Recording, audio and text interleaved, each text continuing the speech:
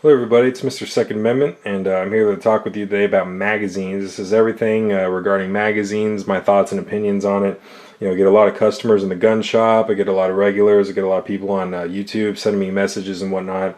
And there's a lot of confusion out there about magazines. They say, hey, how many magazines should I have for my guns? And there is really no easy, clear-cut answer to this. It's not like you have a formula that you can just dump numbers in and plug and chug and all of a sudden you have an answer.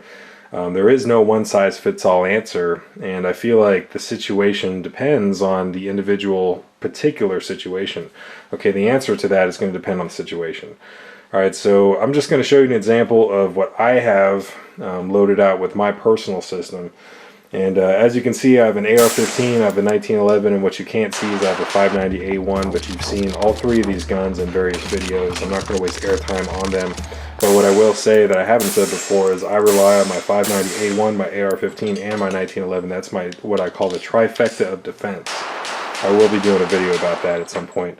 But basically, those are my three core guns. If I had to just run out of the house and go, and I never look back, just grab whatever guns you're going to need and just go in case it was some type of natural disaster or some type of crazy sustained event or something like that. These are the three guns I'm going to grab. So obviously a pump shotgun doesn't have magazines, you just grab the shells and go, but with regard to these two guns, of course they use magazines. So now we need to talk on magazines and figure out, okay, how many mags do I actually need? Okay, so I'm going to move over here. I'm just going to show you my particular example. I just want to keep my guns running and going. Okay, so you're going to notice I have magazines here. What you don't know, I'll just give you the totals. I have 16 1911 magazines, and I have 17 AR-15 magazines. Okay, so basically, as you can see, they're all a little bit different. They're not all the same, and this just goes to show that I did not acquire all these magazines in one go. I didn't just buy a 1911 and all of a sudden just run out there and buy 16 magazines.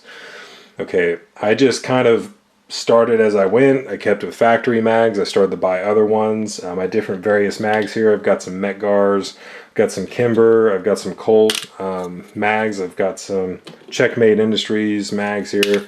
Got some Wilson Combat mags. So I've just acquired all these mags over time for various purposes and reasons.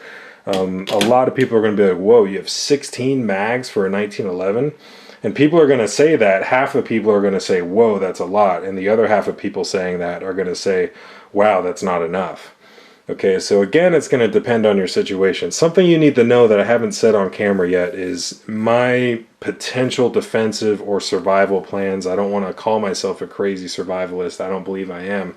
But what I will say is I plan for an event where if I ever needed to leave, okay, whether on foot or in a vehicle, but especially on foot, that's the most primitive form of transportation is your own feet. What can I reasonably carry on my person if I had to go? Okay, 16 1911 mags and 17 fully stocked AR mags. It's kind of on the high side of personal armament, of basically carrying your own mags. But I think that's at the top end of the spectrum. I think that that's a realistic amount if you really wanted to stack on, frags and mags, basically. Don't worry about anything else but ammunition. All right, so when I see these people, and you're going to bring it up, you're going to talk about it, is that you see these people have like a basement. I don't want to knock anybody here. They got a basement full of like 200, 300 AR-15 magazines. They've got 150 of their pistol magazines. They've got them all fully loaded and all that. And the only thing I can really talk on that is to say, hey, what's going to happen if you had to leave your house in a moment's notice and you didn't have time to spend 2 hours with a two-man team getting all of that ammunition, all of those preps out of that house? What happens if the basement floods? What happens if the house catches on fire and you only have what you could grab out before the flames consume the whole building? Okay, so I don't want to stock up. I don't want to be one of those guys that's stocking up and just stocking up on stuff that I physically just cannot carry out of the house in enough time, or I physically can't carry on my person. All right, the time and the efforts and the money that I'd be spending on purchasing all of those mags and all the ammo to fill all those mags, the time that I'd be spending and the money I'd be spending to do all that, I'd rather put my efforts towards training. buying ammo to cycle through, buying ammo to train. Now you'll notice all these mags are fully loaded. Okay, contrary to the popular belief, it actually does. If you know mechanics, you know metallurgy, you know the science behind it, it actually does not hurt the magazines to have them fully loaded or empty. What hurts the magazines is constant unloading and loading. Okay, and that's why springs just need to be replaced over time. Parts need to be serviced. I'm not going to waste too much airtime on it. All right, but that's why we have extra mags to replace the ones that we can't readily repair in the field. Okay, so moving on, you're going to see again, I have different types of mags. You already talked on the 1911 mags. I've got some government 30 rounders I still have. I also have some 30 rounder governments that I picked up afterwards. I also have some P mags, which I picked up in civilian life. And let me tell you what, these are my favorite. I could go for hours on P mags. I'm not going to mess with it. You're also going to notice I have my initials, and I also have each magazine numbered. Why is that? Okay, I like my initials because I train. Me and the gun shop guys, after work once a week, we train and we shoot, we have fun, but it's also training. And there's a lot of mags at the end of a drill. There could be a couple mags, break contact drills, react to contact, everything that we do, clearing rooms and stuff like that. All the practice that we do, good quality training. I'm going to have to film that someday, post it. All right, but basically everything we do, there's mags everywhere. And we all use ARs. A couple of us use 1911s and whatnot. So it's good to know whose mags are what. Before I started labeling mags, I accidentally took someone's mag home. He took one of my mags home, and it just turned into a big confusion. So I don't like to mess around with that, especially if you're going to train. You may not need it, though. I mean, honestly, if you always shoot by yourself or just with family or whatnot, it's not a big deal. But if you're a competitive shooter or you ever shoot with people, lots of people, whether you know them or not, it's just a really good idea to label your mags and identifier whatever you choose to do to make sure you know that they're your magazines. Why do I number them though? And I'll tell you a hint, it's not because I want to know how many magazines I own. That's not the reason why I number them. Okay, the reason why I number them is because the absolute important part about a defensive gun is what? All right, so when these guns are being used and I'm training with these guns and maybe I actually have to use these guns to save my life, okay, what is the most important part? I would argue it's reliability. These guns just have to work. Every time I pull the trigger, it's got to go bang. All right, so knowing that reliability is such a critical issue with a purely defensive gun, all right, we need to look at making sure our magazines are working right. So if I'm training and I'm shooting, boom, and I realize I get a jam of some kind, let's say magazine number 14 gave me a jam. All right, anytime I get a jam of any kind, I need to treat that very seriously, okay, because that could be something. It could mean that the magazine is wrong. It could be many factors. One of the usual suspects is the magazine. So if I'm shooting good quality ammo, the gun never gives me any problems at all. All of a sudden I get a jam. Maybe if I'm in the drill, I have to do remedial action and just keep going with the drill. But after the drill, I'm going to treat that very seriously. I'm going to figure out which mag I was using when I had the jam, and I'm going to pull that magazine from circulation. But before I do that, I'll test the mag to see if I can get it to jam again. Okay, but I don't trust a magazine if it gives me a jam. If it does give me a jam, I'm very suspect of it, and I'd like to, go further and see what's wrong with it. And if I realize it's messed up, I pull it from circulation. I salvage any serviceable parts within the magazine. I throw out the rest, and I replace the mag, and I paint the. So if this mag was totally gone, I'd throw it out, and I'd buy a new one, and I'd label it 14 and replace it. Okay. Also, you're going to see that I have them labeled as a certain ammo type. This is M855, which is your 62 grain green tip. Actually not my favorite against soft targets. You'll hear a lot of guys say that. I don't really like this for if I ever had to engage soft targets, whatnot. But it does have some uses or purposes. I just got it on sale and I've kept it ever since. I've got some federal varmint tip in here. So basically I have 2 mags of hunting ammo. I've got 2 mags of more serious ammunition. And the rest, if it's not labeled, then the rest means that it's just 193 55 grain FMJ, just very basic stuff. No steel in there, just like unlike the green tip stuff. Okay, so I like to keep my stuff labeled. I like to number it so I know which mags are giving me problems if I ever have that situation.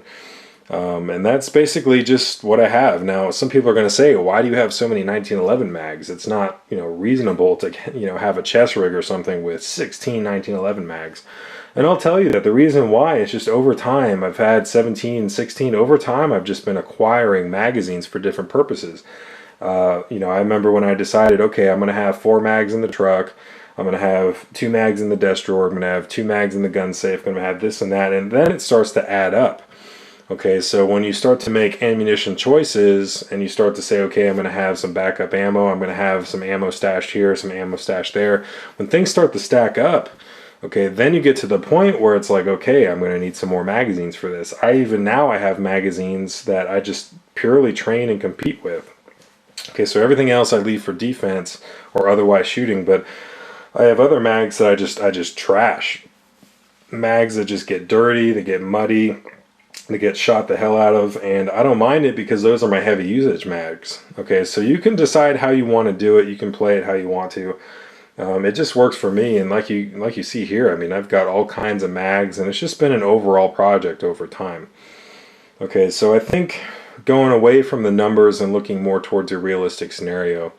Okay, I think that we should talk about, again, quantity. How many magazines should you have? And, my answer to that I can talk on is I can say, hey, I don't think that there's a set number. You go on these forums, there's a lot of good, but there's also a lot of bad information on the forums. You're going to hear people say, oh, you should have this many magazines for that, you should have this many magazines for this, and, you don't have enough if you don't have this many mags. And I disagree with that. Okay, you can always acquire more, you can always better your situation, but I think, number one, you need to decide, what am I possibly planning for? What possible scenarios am I thinking of?